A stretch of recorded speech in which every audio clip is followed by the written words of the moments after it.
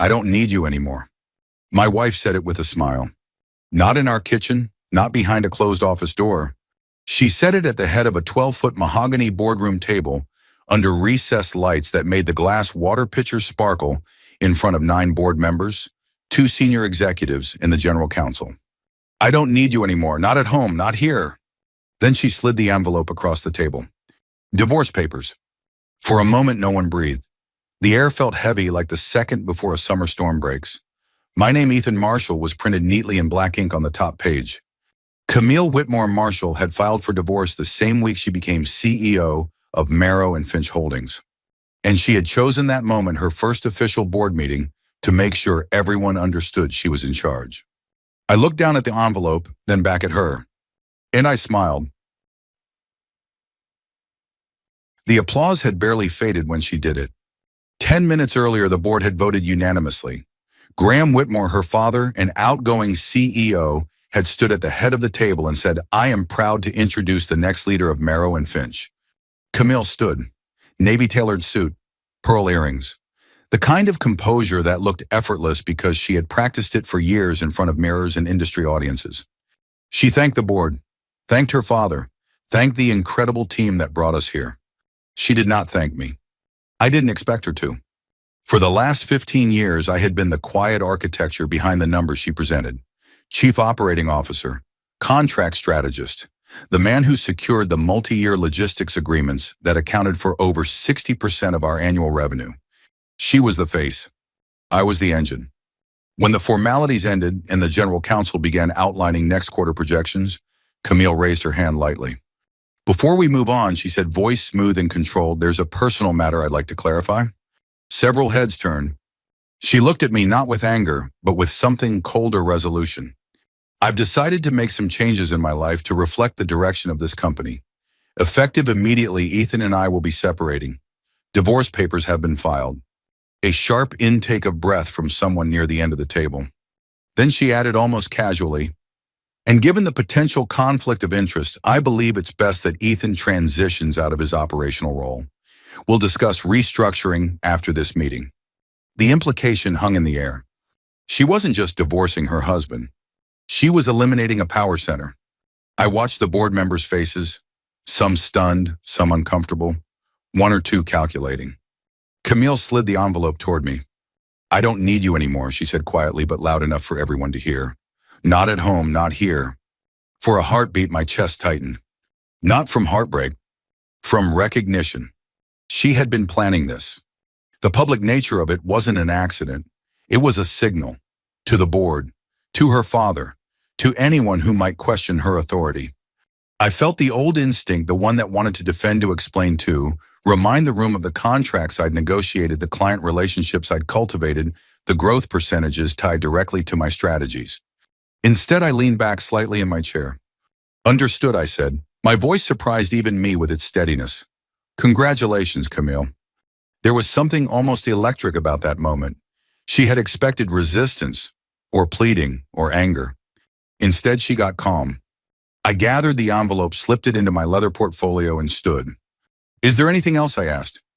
Her jaw tightened for just a fraction of a second. "No, Ethan, that will be all." I nodded to the board. "Then I won't hold you up." As I walked out of that room, I could feel their eyes on my back. The door closed behind me with a soft click, barely audible over the hum of the building's HVAC system. 15 years. That's how long I had spent inside those walls. I didn't go to my office immediately. Instead, I stopped by the large window overlooking downtown Nashville. Late afternoon sun reflected off the Cumberland River in streaks of gold.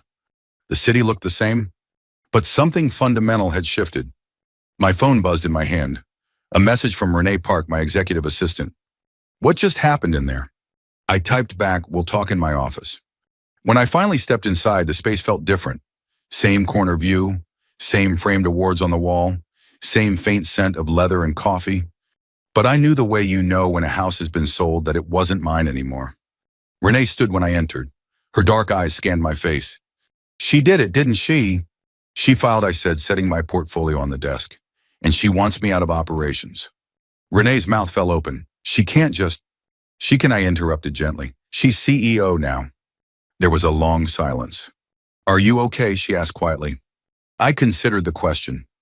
Was I okay? My wife had just ended our marriage in front of a boardroom and moved to strip me of the role I'd built from scratch. And yet, a strange calm had settled over me.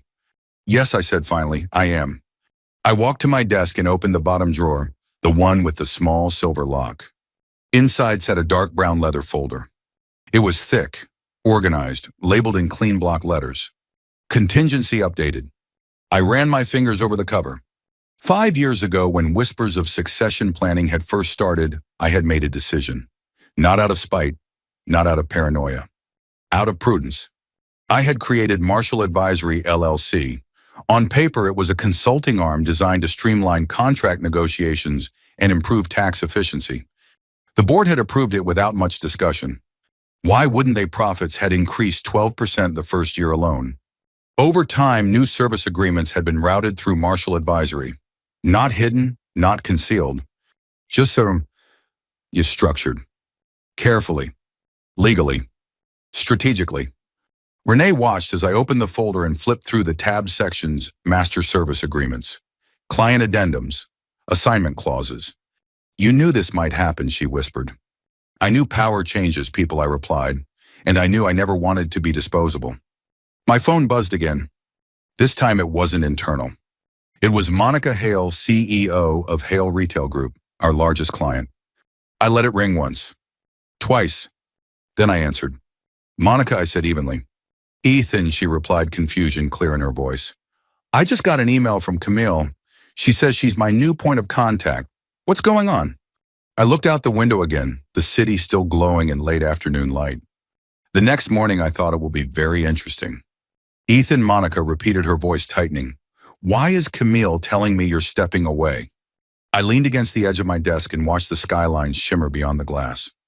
There have been some internal changes, I said carefully, but our agreement remains exactly as signed. A pause. With you, she clarified. Yes, I replied, with me. Monica exhaled slowly. Then that's who we're staying with. When the call ended, I didn't feel triumph. I felt confirmation. Renee was still standing across from my desk, arms folded now, studying me like she was seeing someone new. She doesn't know, does she? Renee asked. Know what? That most of our top-tier agreements route through Marshall Advisory. I closed the leather folder and slid it back into the drawer. No, I said quietly. She never paid attention to the headers. Ektum. If you had asked anyone in that boardroom to describe our marriage, they would have said it was strategic. Camille and I had met at an industry summit 15 years ago. She was already being groomed to inherit Merrow and Finch Whitmore money, Whitmore legacy, Whitmore expectations. I was a mid-level operations director at a regional logistics firm presenting on supply chain resilience. We argued during a Q&A session. She challenged my projections. I corrected her assumptions. Later that night, she told me she liked that I wasn't intimidated by her. I told her I liked that she didn't pretend to understand what she didn't. Back then, it felt like balance. Over time, it became contrast. Camille was built for rooms, cocktail events, investor dinners, charity galas where influence was traded in smiles and handshakes. She remembered names, made people feel seen, knew exactly how to hold eye contact just long enough. I was built for numbers, for contracts, for long conference calls where margins were dissected line by line until both sides felt satisfied. She shined in spotlight. I thrived in structure. When I joined Merrow and Finch as COO, it was because I had been asked not by Camille, but by her father. Graham Whitmore had pulled me aside after a quarterly presentation and said, we need someone who understands the machinery beneath the shine. I understood what that meant. Camille would be the shine. I would be the machinery. For years it worked. I negotiated the Hale Retail Group contract when they were hemorrhaging distribution costs. I redesigned our fulfillment strategy to cut inefficiencies in 3 regional hubs. I structured the Calder Medical Supply deal with tiered performance incentives that secured us 5 years of guaranteed revenue. Camille presented those results at board meetings. And to her credit, she presented them well. But over time, I noticed something. Whenever a client referred to Ethan's team or Ethan's strategy, Camille's smile would tighten just slightly. Whenever her father praised operational growth, he would add, Camille has surrounded herself with strong support. Support, not partner. The first time I heard whispers about succession, it wasn't from Camille. It was from a board member who assumed I already knew. Of course she'll take the CEO role, he said casually over drinks. You'll keep running operations? I nodded. And that night, for the first time, I opened a blank document titled Marshall Advisory Structural Proposal. Not because I distrusted Camille, because I understood legacy. Legacy favors blood. 5 years ago, when I proposed routing new strategic contracts through a consulting LLC for efficiency and flexibility, Graham had barely skimmed the paperwork. Will it improve margins, he asked. Yes. Will it complicate reporting? No. Then do it. The board approved the structure. Legal reviewed it. Everyone signed. Camille called it Ethan's pet optimization project. She didn't attend the follow-up meetings. She didn't read the addendums. And she never noticed that over time the language shifted. Marshall Advisory LLC would serve as primary strategic partner. Merrow and Finch would act as fulfillment provider. The distinction seemed subtle. It wasn't. By the time she became CEO, 14 of our top-tier accounts were structured that way. Not hidden. Not disguised. Just overlooked. Westerham. Renee sat down across from me as another notification buzzed on my phone. Vince called her. I answered on the first ring. Vince. I just got blindsided, he said bluntly. Camille's email says she's consolidating communication channels. What's happening? She's stepping into her new role, I replied. And you? I'm reassessing mine. There was a beat of silence. You're the reason we signed, Vince said finally. Your team understands regulatory compliance at a level most firms don't. I appreciate that. If you're out, we need to review our position. I didn't promise anything. I didn't threaten. I simply said, let me confirm some things, Vince. I'll call you tomorrow morning. After that call ended, the office felt quieter. Outside my door, I could hear faint movement staff, unaware that tectonic plates were shifting beneath their feet. She thinks this is about authority, Renee said softly. It is, I replied, but not in the way she understands. My phone lit up again. Camille. I watched her name flash across the screen. CEO. Wife. Soon to be ex. I let it ring once. Twice. Then I answered. Hello, Camille. Her voice was controlled, but underneath it I could hear strain. Why are our largest clients calling me confused? I leaned back in my chair. Have you reviewed the contract headers? What are you talking about? The service agreements, I said calmly. Who they're signed with. There was a pause long enough for me to imagine her standing in her newly renovated CEO office, hand pressed against the glass desk, eyes scanning digital documents for the first time. You moved them, she said. They were structured with board approval, I corrected, 5 years ago. You can't just... I didn't just, I said quietly. I prepared. The silence that followed felt heavier than the one in the boardroom. You think this makes you powerful? She asked. No, I replied, it makes me not disposable. Outside my window, the sun dipped lower, casting long shadows across the city. She wanted to demonstrate control. But control and leverage are not the same thing. And tomorrow morning, she was going to learn the difference. I arrived at the office before sunrise the next morning. Not out of nostalgia. Out of strategy. The building was quiet at 6:15 a.m. The lobby lights dimmed to their overnight setting. My key card still worked. For now. I took the elevator to the executive floor alone, listening to the low mechanical hum as if it were counting down to something irreversible. When the doors opened, the hallway lights flickered on in sequence. The scent of fresh carpet cleaner lingered faintly. Facilities must have shampooed overnight in celebration of the new CEO. Camille liked everything polished. I walked into my office and closed the door behind me. The space felt smaller in the early morning light. My diplomas on the wall. Framed photos from client site visits, the award plaque from the Nashville Business Journal recognizing Operational Innovation of the Year. I began packing. Not hurriedly, not angrily. Methodically.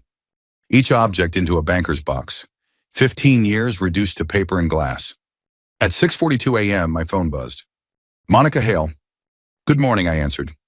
Ethan, she said without preamble, my legal team pulled the agreement. The master services contract is with Marshall Advisory LLC. Camille's email refers to Merrow and Finch as our primary provider. That's inaccurate. I sat down slowly in my desk chair. Our structure hasn't changed, I said evenly. Marshall Advisory holds the strategic contract. Marrow and Finch executes fulfillment. And if you're no longer there, then Marshall Advisory will continue to fulfill the agreement under its terms. There was a pause. Through whom Monica asked, I'm finalizing alternative partnerships, I replied. Your operations won't be disrupted. She didn't hesitate. Good, because we signed with you, not a surname. After we hung up, I stared at the phone in my hand for a long moment. Surname. That word had carried weight in that boardroom for decades. Whitmore. Legacy. Inheritance. But contracts don't care about surnames. They care about signatures. At 7:03 a.m., Vince Calder called. I need clarity, he said bluntly. Our board is asking whether your departure invalidates any strategic clauses. It doesn't, I said. Your agreement is with Marshall Advisory. There's an assignment clause allowing subcontracted fulfillment. That's how it's been structured from the beginning. So we're not obligated to stay with Marrow and Finch. You're obligated to the terms we signed, I replied carefully, not to a corporate title. He exhaled audibly. Then keep me informed. We'll follow the structure. By the time I finished boxing my books, 3 additional emails had arrived from senior procurement officers at other client companies, each politely requesting clarification. It wasn't chaos. Not yet. It was confusion. And confusion is what precedes panic. At 8:28 a.m., as employees began filtering into the executive wing, my phone lit up again.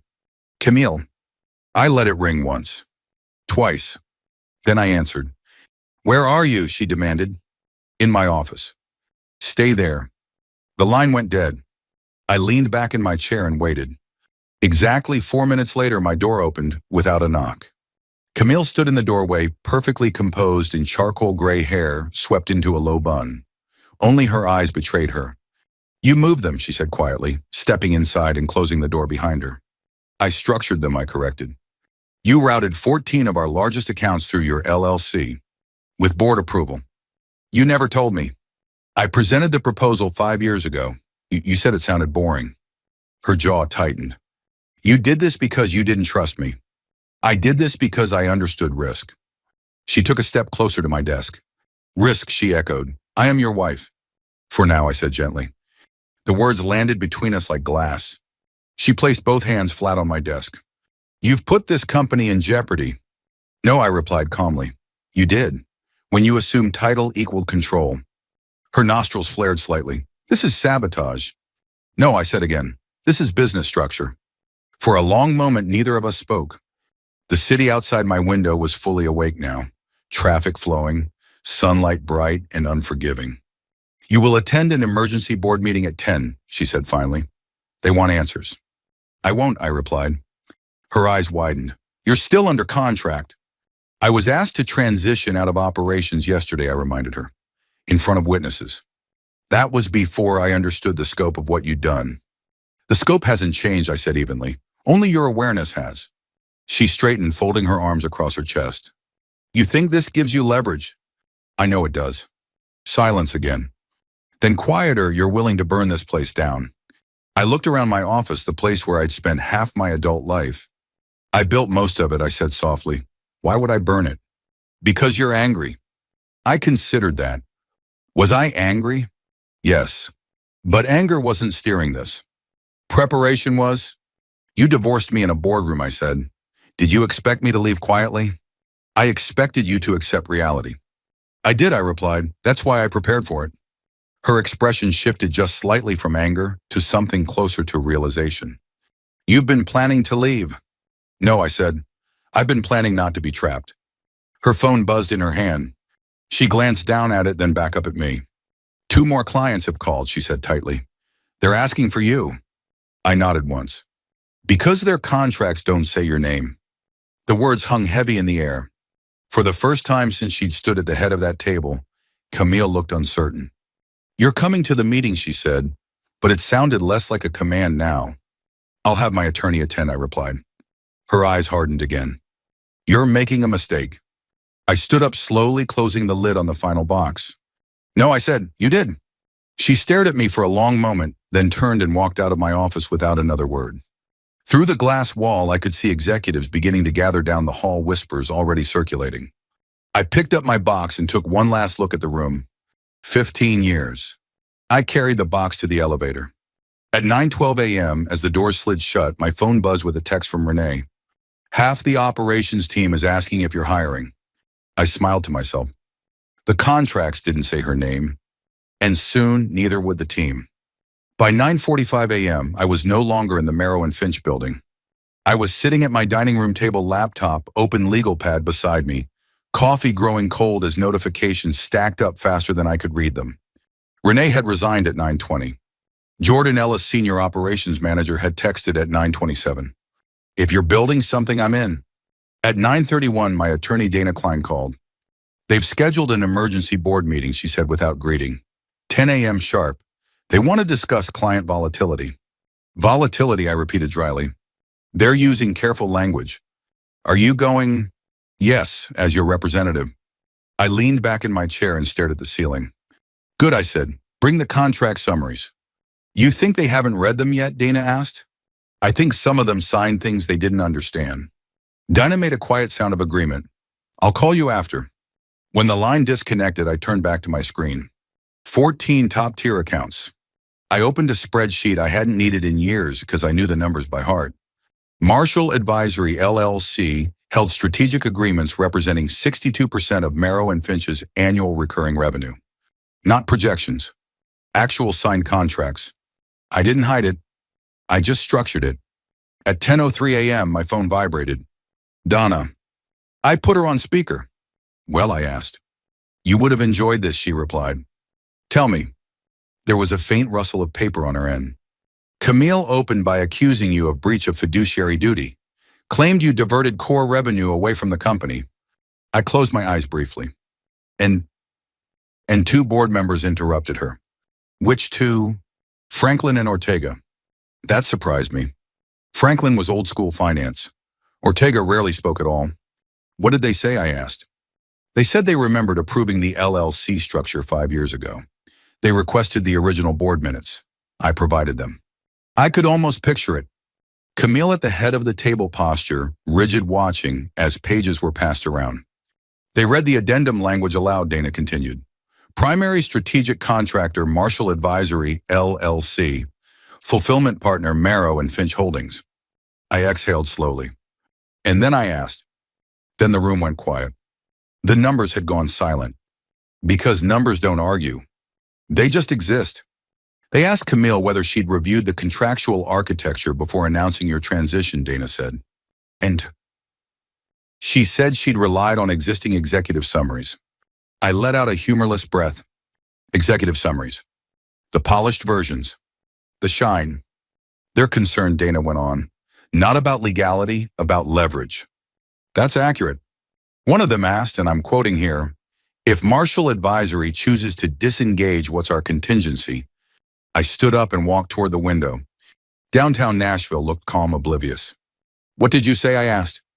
That Marshall Advisory has no obligation to disengage, but it also has no obligation to continue under identical terms. There was a pause. And then Dana said, her tone shifting slightly, they authorized a proposal. What kind of proposal? To retain Marshall Advisory as a formal long-term strategic partner. Multi-year contract, guaranteed minimums. I laughed softly. They fired me and now they want to hire my company. Yes. What did Camille say? Dana hesitated. She objected. I'm sure she did. She argued that this undermines her authority as CEO. And us, the board's position is that authority without revenue is symbolic. I felt that sentence settle in my chest. Authority without revenue is symbolic. Is there talk of litigation? I asked. Frankly, no. Your structure is clean. They'd lose. Good. There was another pause. Ethan, Dana said carefully, this is no longer about divorce. I know. It's about control. I know that too. We ended the call, and I stood there for a long time staring at the skyline. At 10:48 a.m., my phone buzzed again. Jordan. He didn't bother with formalities. Half the ops floor is whispering, he said. Camille's in her office with the CFO, HR, just locked access to some internal drives. Are you still employed? I asked.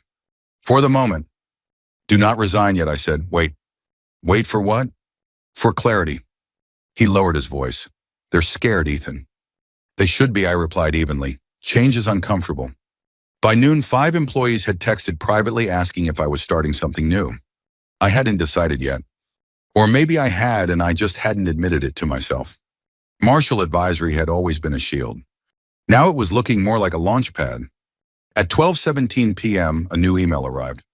From Camille Whitmore Marshall. Subject: we need to talk. No emojis, no pleasantries. Just a time and a location. Coffee shop on West End, 4:30 p.m. Alone. I stared at the message.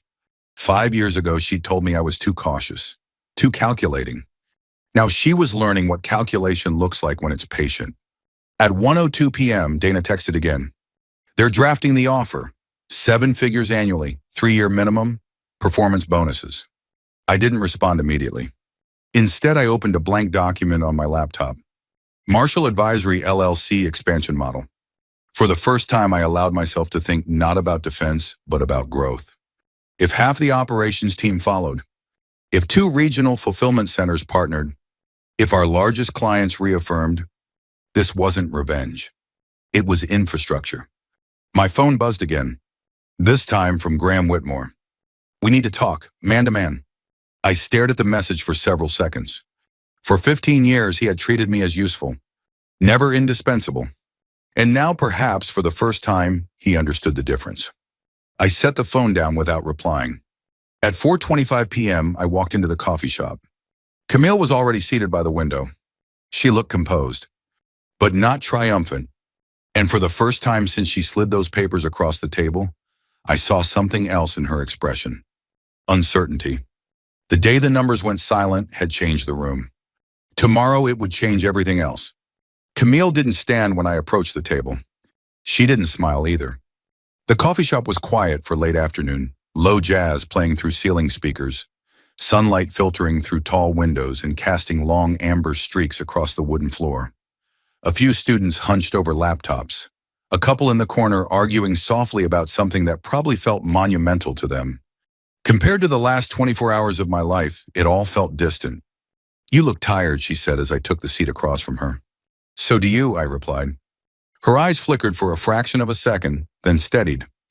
They blindsided me, she said. No greeting, no preamble. Franklin and Ortega. They acted like this structure was obvious. It was documented, I said evenly. You could have told me. I did, I replied, 5 years ago. She exhaled slowly, fingers tightening around her coffee cup. That was operational detail, she said. You know how many things cross my desk in a week? I do, I said, because I filtered most of them before they reached you. That landed. Silence stretched between us, thick but not hostile. I didn't divorce you to humiliate you, she said finally. You did it in front of the board, I replied calmly. Her jaw tightened. I needed to establish independence. From me, from anyone who might think I inherited authority. I studied her face. You thought cutting me out would prove you earned it. Yes. The honesty surprised me. And did it, I asked. She didn't answer immediately. No, she admitted at last. Outside the window, a delivery truck rolled past, slowly blocking the light for a moment before moving on. You've put the company in a precarious position, she said. No, I corrected gently. I put myself in a secure one. And the rest of us. I leaned back in my chair. You assumed I'd fold, I said, that I'd walk away quietly, that the contracts, the relationships, the infrastructure would simply revert to you. That's how executive transitions work, she said sharply. For employees, I replied, not for architects. Her expression hardened again. You're enjoying this. I shook my head. I'm exhausted, I said honestly, but I'm not sorry. A barista called out a name at the counter. Someone laughed near the door. Life moving forward indifferent. What do you want, she asked finally. Stability, I said, for the clients, for the team, for myself. You already have leverage. I have options. And which one are you choosing? I didn't answer right away. Because the truth was, I hadn't fully chosen yet. That morning after Dana's call, I'd spent hours drafting contingency plans. Not emotional ones, structural ones. Jordan had texted again around noon. I'm not waiting to be laid off. If you're building, I'm ready.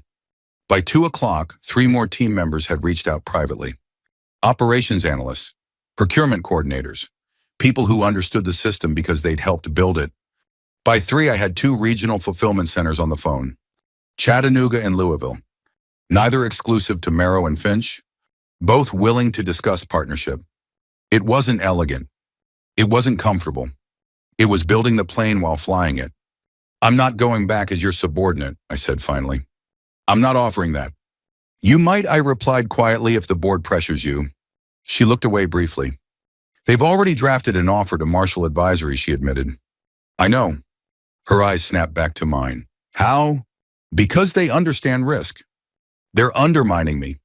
They're protecting revenue. Her shoulders dropped slightly. For years, she said, voice softer now, I felt like I was standing in your shadow. That surprised me more than anything else she'd said. You were CEO in waiting, I said. You were never in my shadow. I was the face, she said bitterly. You were the substance. I considered that. I never asked for the spotlight, I said. I asked for respect. And you think this is respect, she asked. No, I said. This is consequence. The word hung there. Not punishment. Not revenge. Consequence. What happens now, she asked quietly. That depends, I said. On what? On whether you want partnership or control. Her expression flickered again, calculating, weighing. I won't be seen as weak, she said. You won't be seen as reckless either, I replied. She stared at me for a long moment. If I recommend a formal partnership, she said slowly, with Marshall Advisory as primary strategic contractor, then you demonstrate leadership, I finished, not insecurity. And our marriage, a key year. I held her gaze. That's separate. Is it, she asked. Yes. For the first time since this began, something like vulnerability crossed her face. You'd really walk away? You already did, I said gently. The truth settled between us like dust after a collapse. At 5:12 p.m., my phone buzzed again. Jordan, you're not going to believe this. HR just asked if I'd commit to a retention bonus. They're scared. I typed back, don't sign anything. Camille noticed the movement of my hands. They're calling you, aren't they? Yes. How many? Enough. She leaned back in her chair, staring at the ceiling for a moment. You planned this, she said. I prepared for instability, I corrected. She let out a long breath. If the board forces a partnership, she said, you win. I shook my head slowly. This isn't about winning. It feels like it. It's about not being erased. Silence again. Then she stood.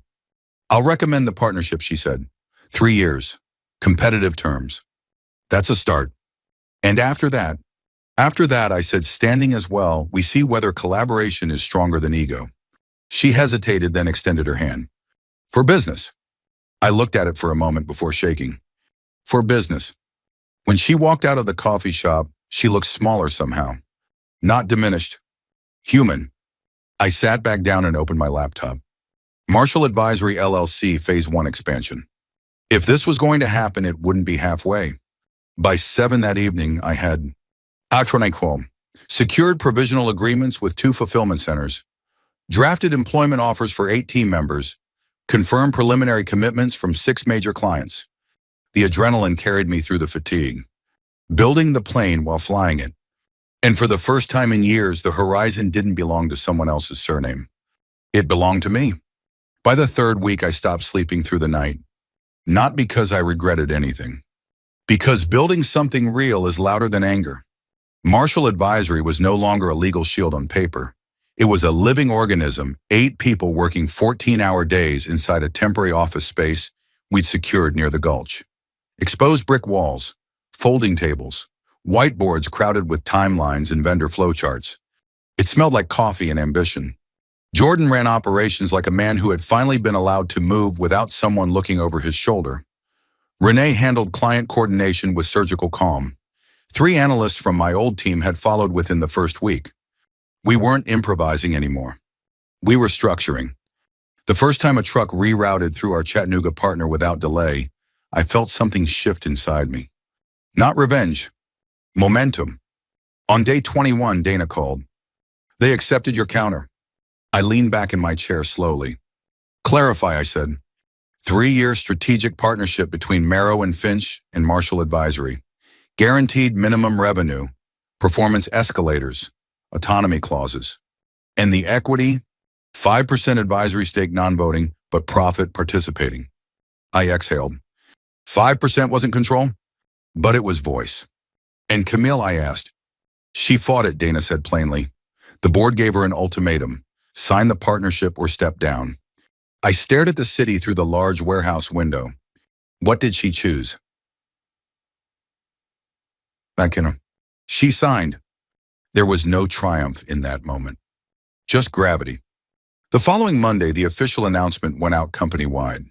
Marrow and Finch Holdings is pleased to announce a strategic partnership with Marshall Advisory LLC to enhance operational excellence and long-term growth.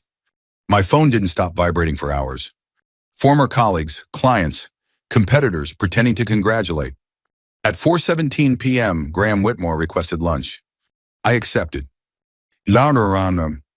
He chose the same steakhouse he'd favored for decades. Dark wood low lighting, white tablecloths that absorbed sound like secrets. He looked older. Not frail. Just worn.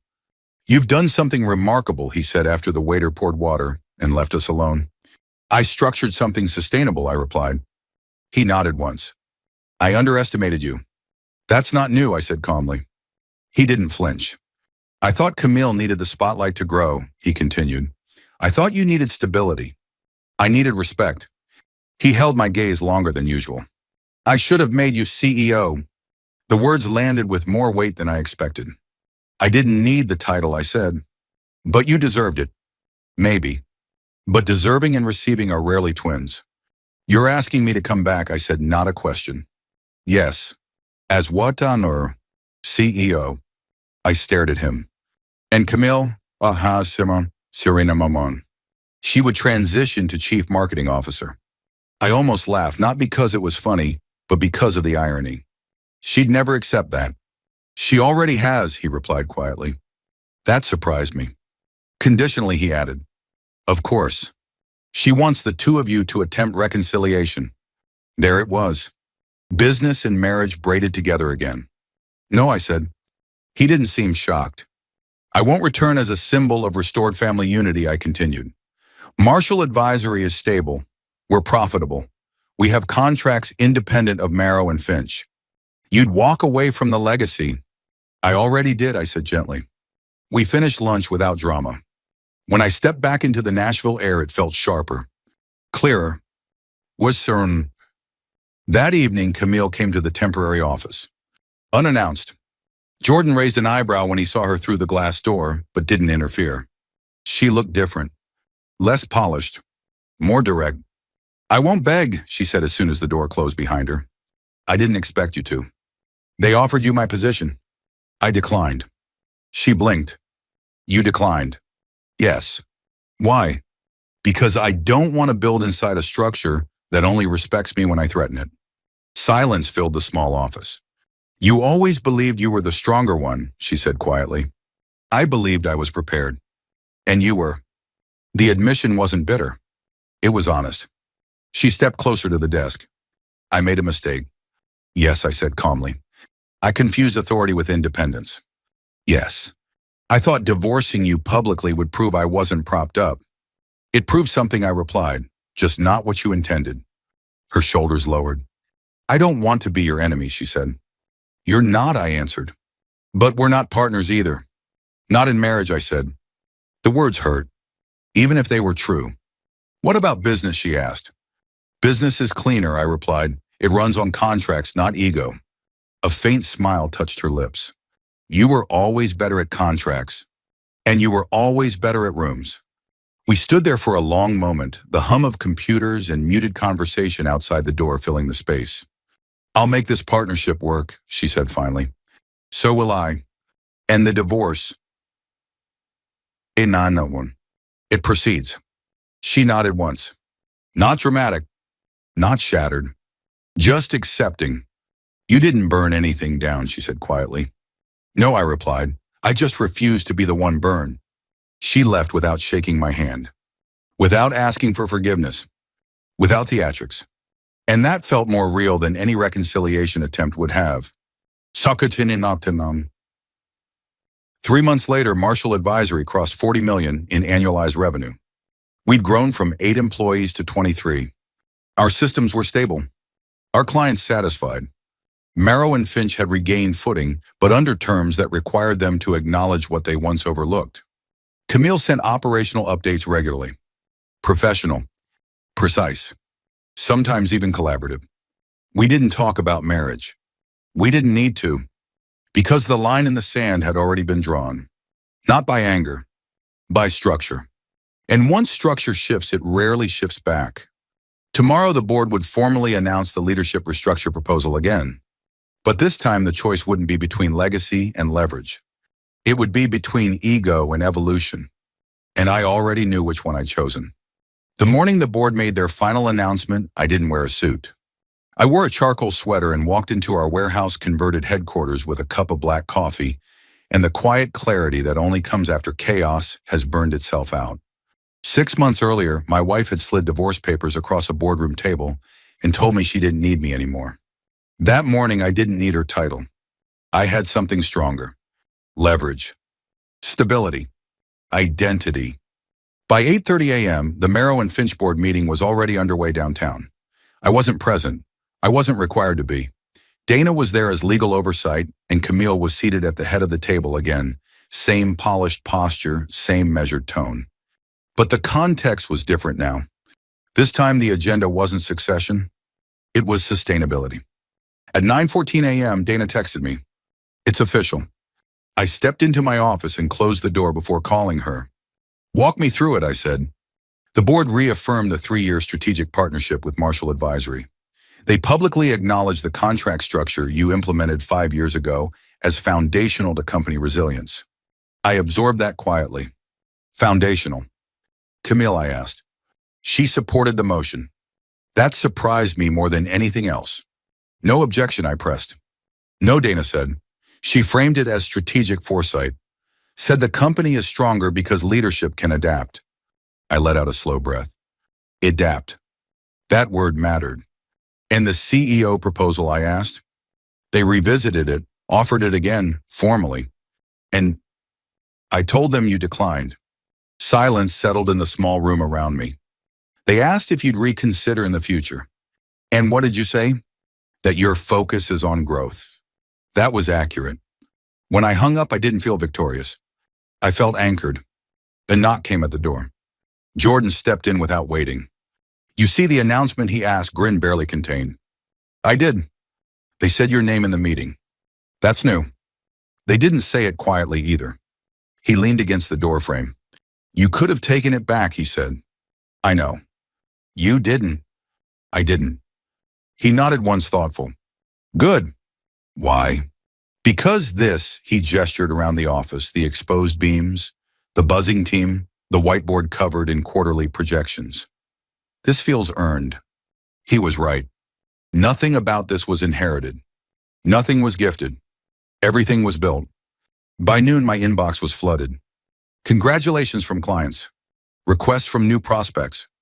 Messages from former employees who'd stayed behind but now saw the shift. And then one message stood apart. From Camille. Subject, thank you. That was it. No elaboration. No attachment. Just 2 words. I stared at it longer than I expected to. At 2:00 p.m., I walked across the pedestrian bridge over the Cumberland River. The sky was clear, wind cutting across the water sharp and honest. For the first time since that boardroom moment, I allowed myself to replay it. Her voice. I don't need you anymore. She had believed power meant separation. Isolation. Erasure. What she'd learned and what I had too was that power is never about removing someone. It's about knowing what you bring when you walk into a room, and what remains when you walk out. That afternoon, I met Camille at the same coffee shop where we'd drawn the line in the sand. No lawyers. No board. Just 2 people who had once built something personal and discovered they were better at building something professional. You didn't take it, she said without preamble. To me. Why? Because I don't want to be CEO of something that only values me when threatened. She nodded slowly. That's fair. And you, I asked. I'm learning, she admitted. We sat in silence for a moment. Not hostile. Not tender. Just aware. I was afraid, she said finally. Of me, of needing you. I considered that. I never wanted you to need me, I said. I wanted you to respect me.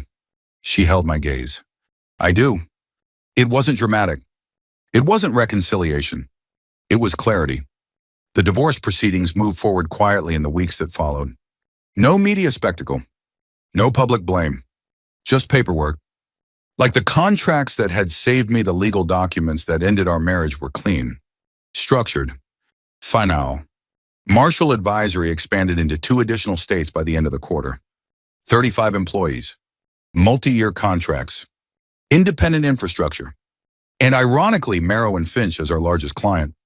Sometimes I pass the downtown building and think about that boardroom, about the envelope sliding across polished wood, about how small I might have felt if I hadn't prepared, if I hadn't built quietly, if I hadn't respected myself enough to ensure I was never disposable. She thought she was ending me. She was introducing me to myself. Power isn't loud. It doesn't need applause. It doesn't require humiliation to feel real. Power is knowing that if someone removes your name from a door, you can build a better one somewhere else. If this story resonated with you, if you've ever been underestimated, dismissed, or told you weren't needed, I want to hear from you. Where are you watching from? What moment in your life forced you to build your own foundation? Leave a comment below and tell me your story. And if you want more stories about resilience, reinvention, and finding strength in the quiet moments, subscribe and stay with us. We share journeys like this every day because sometimes the greatest victories aren't the loudest ones. They're the mornings that change everything.